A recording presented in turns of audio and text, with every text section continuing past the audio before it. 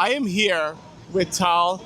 He is from Israel. He is a refuser. Mitnick has become the first Israeli to be jailed for refusing to enlist in the Israeli army since October 7th. I refuse the notion that killing civilians in Gaza will bring security to anyone. After serving a 30-day sentence in a military prison, Mitnick will be ordered to report to the recruitment center once again. Another refusal will likely lead to another jail sentence. In December of 2023, I had my draft order to the IDF, as every 18-year-old young person in Israel does. And when my draft order came, I came to the enlistment base and I declared that I was refusing to serve the ongoing genocide that's happening in the Gaza Strip. How long did they put you in jail for? I was in and out of jail for 6 months. Wow. But there's no regulation, there's like no sentence to refusing the IDF. They basically just sentence you to as long as they want. I know that there was a direct order from higher ups in the IDF to keep me in prison for longer, to make a image out of me and to scare people from refusing. They wanted to make an example out of you. Exactly. How did you get out? In the end, after going to 2 conscientious committees which decided that I was not a conscientious objector, and going to a fitness committee that decided that I was fit to serve in the IDF, in the end I got a mental health exemption. But wait, they said that there's nothing wrong with you mentally. In the end, mentally, they said that there was something wrong with me after saying that I was not a conscientious objector because to be a conscientious objector, you have to be a pacifist and you have to be very general and not talk about the oppression and the genocide that's going on. Your thing was, hey, I'm not against violence. I'm against occupation and genocide. No, I was talking against violence. It's just that I don't have how I was talking in my interviews. I was talking about the violence that I see. And they took that and they said, okay, then you're not a general pacifist, you're only opposed to this.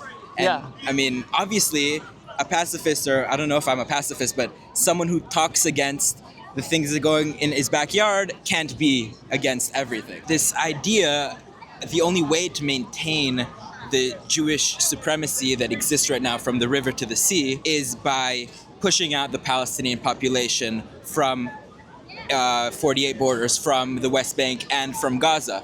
They use the collective trauma that they have built inside Israeli society to justify the war crimes, the genocide, and now the mass starvation that we're seeing in the Gaza Strip. People talk about, oh, well, Israel has a right to defend itself. You have a right to defend yourself. You don't have a right to occupy. If they were genuinely wanting to fight for the security of Israelis, which I don't believe for a second, they would not be sending more and more people to die in Gaza. And they also they know that this policy has been existing for 70 plus years, the policy of living on the sword and the policy of continuing the cycle of violence, when the only thing we get out of occupation and the only thing we get out of apartheid is more and more death on both sides. Mitnick isn't the only Israeli objecting to their country's oppression of Palestinians. In September 2023, over 230 Israeli high schoolers signed an open letter and announced they would be resisting military draft as conscientious objectors, a sign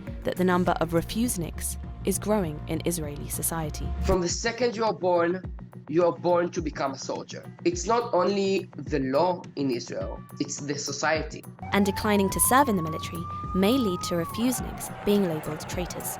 According to Israeli law, Jewish Israeli citizens over the age of 18 are required to perform military service. Once enlisted, men serve for 3 years and women for 2 years. Following this, men are required to perform a period of reserve service each year, while for women it's voluntary. However, there are some exceptions. The Israeli army does not conscript Arab Israelis, but they may choose to volunteer.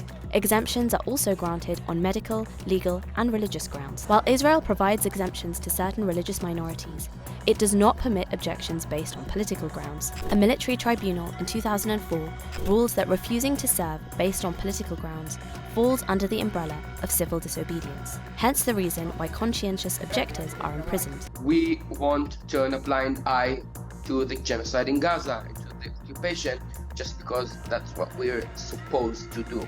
I really want to stress how much privilege I have to speak out and how much privilege I have to be a descendant in my own country, and how that privilege does not exist for my brothers and sisters that live in the same land as me, the Palestinians, that every word that they speak and every sense of dissent that they start is hit down really hard by the state. This rally here is full of people that are saying, hey, Arabs have the most rights in Israel.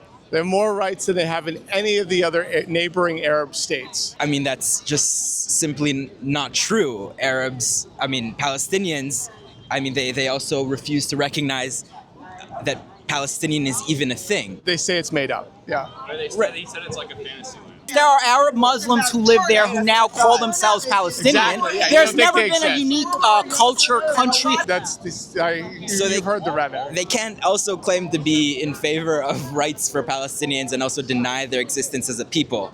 I mean, the Palestinians do not have equal rights, neither, personal rights and not national rights. They do not have the same liberties that me as an Israeli Jew, as I have. There's the people who are in Gaza and the West Bank, and then there's the Arab citizens. As an Israeli Jewish citizen, what is the difference between the rights you have versus an Arab citizen?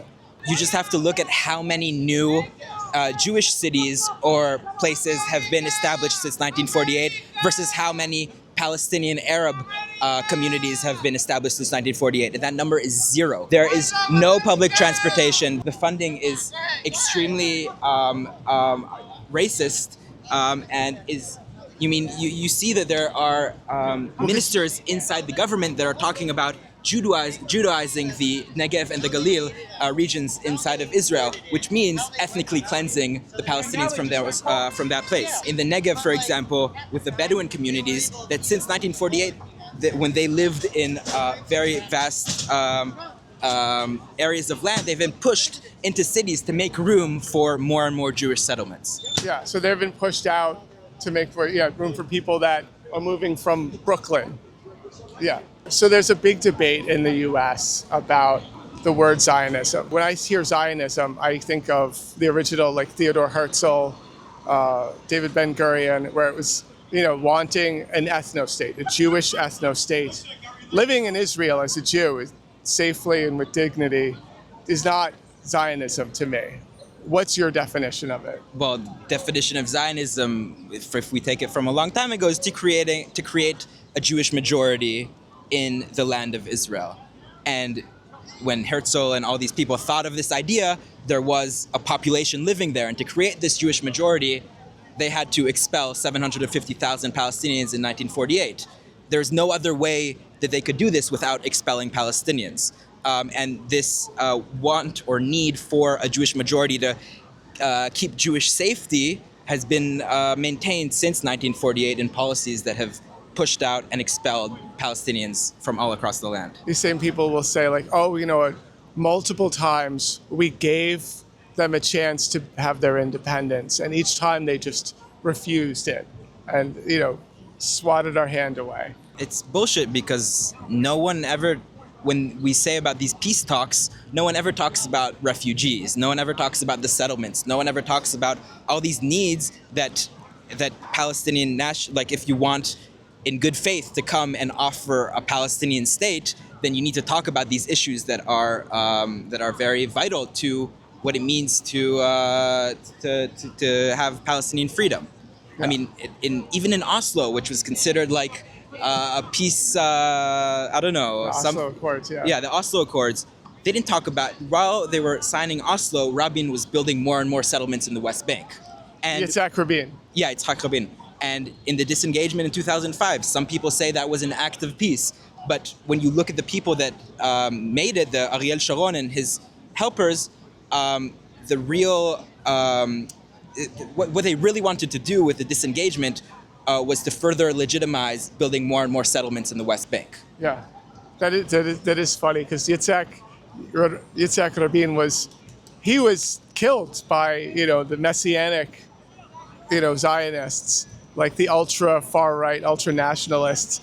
I mean, his position, he still built settlements. He still served in the IDF. He did nasty things as a soldier in the IDF. He broke children's arms that were throwing rocks. I mean, yet his policy was considered anti-Israel, and he was way too soft. Right. So I think it's important to recognize the shift that has happened over the past 20 years inside Israeli society. If in the establishment of the state of Israel, the elite were the Ashkenazi, European, they call themselves socialist Jews, which still did horrific ethnic cleansing and displacement, now the elite has changed to a religious Zionist settler ideology that we see now very, very common amongst the youth inside of Israel. The Hilltop Youth, which is like worse than any Proud Boys. Goes from the Hilltop Youth, which terrorize communities in the West Bank.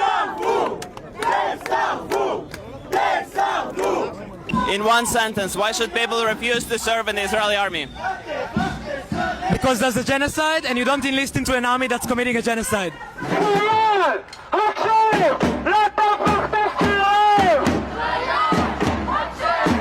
In one sentence, why should people refuse to serve in the Israeli army? The IDF is continuing to behave the same way it's behaved since Israel's founding, which is furthering horrible death and violence and a circle of blood for everyone.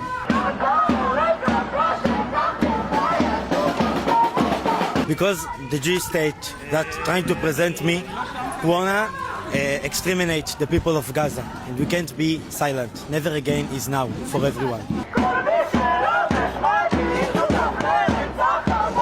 There is a long tradition of opposition to military conscription in Israel. In 2003, a group of 27 Israeli Air Force pilots refused to take part in military operations in the occupied West Bank and Gaza, causing national fury and condemnation. That same year, a letter was signed by 13 reservists of an elite commando unit who refused to take part in the occupation of Palestinian territories. In 2014, 43 veterans of Israel's intelligence unit refused to participate in any actions against the Palestinian civilians in the occupied territories.